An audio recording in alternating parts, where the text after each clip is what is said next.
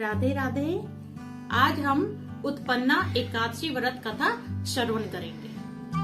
श्री सूत जी बोले, यही कथा उत्पन्ना एकादशी व्रत कथा विधि सहित श्री कृष्ण ने अर्जुन जी से कही थी। तब श्री कृष्ण भगवान अर्जुन जी से बोले कि हे अर्जुन, जो फल वेद पाठी ब्राह्मण को 1000 गोदान करने से मिलता है, उससे 10 गुना अधिक पुण्य इस उत्पन्ना एकादशी का व्रत करने से मिलता है। श्री कृष्ण बोले, हे अर्जुन, सतयुग में एक दैत्य उत्पन्न हुआ था जिसका नाम मूर था। वह दैत्य अत्यंत शक्तिशाली था और उसने इंद्र आदि सब देवताओं पे विजय प्राप्त कर ली। तब इंद्र आदि सब देवता श्री शंकर भगवान जी के पास उनसे अपनी सहायता के लिए भिक्षा मांगने गए। तब श्री शंकर महाराज बोले कि आप सब देवी देवता जिनको भी कष्ट है वह श्री हरि विष्णु की शरण में जाइए।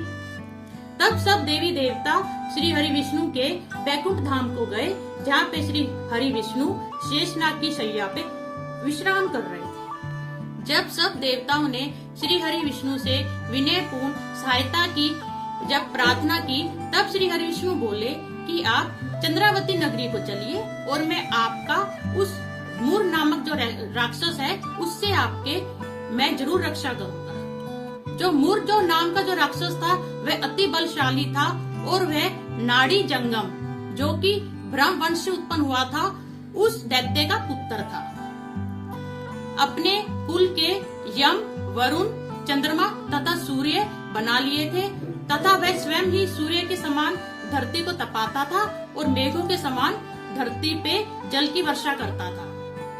तो विष्णु भगवान और मूर का भयंकर युद्ध छिड़ गया। विष्णु मूर नामक दैत्य पे जिन जिन अस्त्र और शस्त्रों का प्रयोग करते थे वह सब मूर के तेज से उसके ऊपर पुष्पों में तब्दील हो जाते थे। इसलिए अनेक अस्त्र शस्त्रों की सहायता से भी विष्णु भगवान मूर दैत्य को जीत ना सके। उसके बाद सहस्त्रों वर्षों तक, 1000 वर्षों तक भगवान विष्णु और मूर नामक दैत्य में सिर्फ मल युद्ध हुआ, जिससे विष्णु भगवान बहुत थक गए और वह विश्राम की इच्छा से 38 कोस लंबी हेमवती नामक गुफा में, जो कि बद्रिका आश्रम में है, वहां जाके विश्राम करने लगे। मूर दैत्य भी श्री विष्णु भगवान का पीछा करते हुए उसी गुफा के अंदर चला गया। परंतु जब तक मूर दैत्य पहुंचा तब तक श्री हरि विष्णु निद्रा की अवस्था में जा चुके थे। तो मूर ने सोचा कि ये निद्रा के अधीन है तो क्यों ना मैं इनको मार गिराऊं। और जैसे ही मूर दैत्य ने श्री हरि विष्णु को मारने के लिए तलवार उठाई, इतने में ही श्री हरि विष्णु के शरीर से एक अत्यंत सुंदर कन्या उत्पन्न हुई, जो बहुत ही बलवान थी।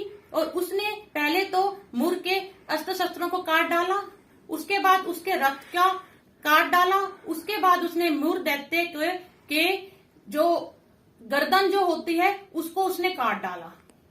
तब थोड़ी देर बाद जब विष्णु भगवान जी की जब निद्रा टूटी तो वह यह देख के आश्चर्य में पड़ गए कि इतने बड़े बलवान दैत्य को किसने मार गिराया।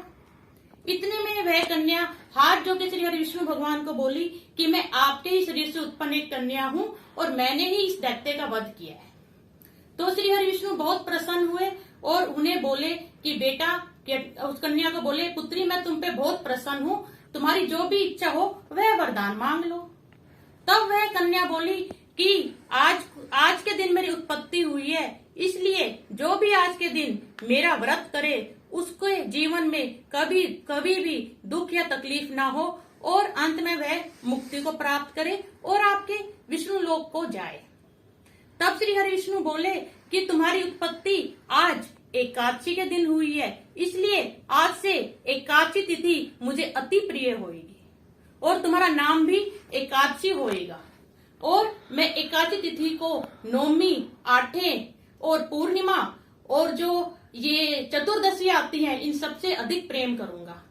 उस दिन के बाद श्री हरि विष्णु को एकादशी तिथि सब तिथियों से प्रिय है। कथा के अंत में श्री कृष्ण जी अर्जुन से बोले कि एकादशी व्रत का फल सब तीर्थों के फल से भी बढ़कर होता है।